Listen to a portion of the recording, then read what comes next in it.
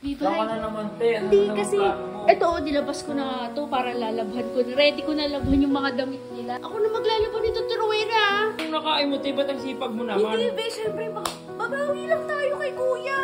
Gusto ko linisin muna yung kwarto nila para pagbalik nila, malinis yung kwarto. Teka, alam niya ba? Alam niya ba? Ay, Ginagawa nyo dito, nag-aalaga ako dyan, naglilinis ako. ako na maglilinis, di ba? Huwag na, masikip, hindi mo alam kung saan yung mga gamit. Kaya ko maglinis dito para ma-relax ka na, wala kang nagagawin. Nare-relax ako pag hindi ka nagsasalita ang ingay mo, lumas ka na dun. Hindi ko walang kumisa ng tawad.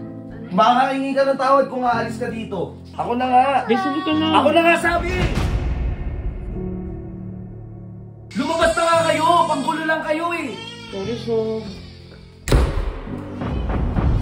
Te, sabi ko sa'yo, magpaalam ka muna eh.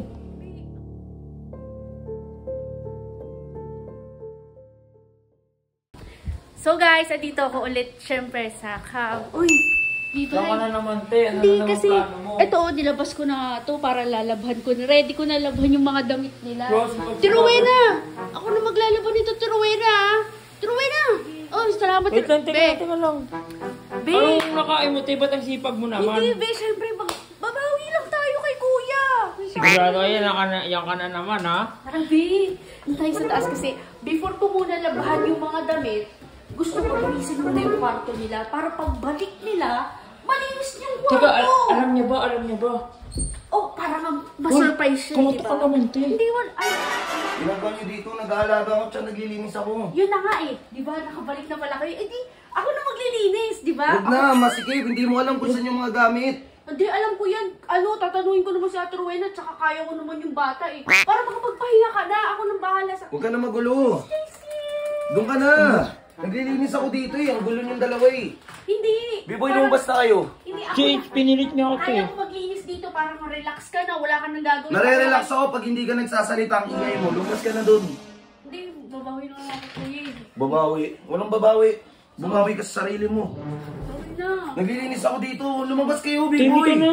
May dadamay pa ako sa'yo, eh. Parang ano eh. Hindi ko walang kumisa ng tawad. Ano? Baka hingi ka ng tawad kung aalis ka dito.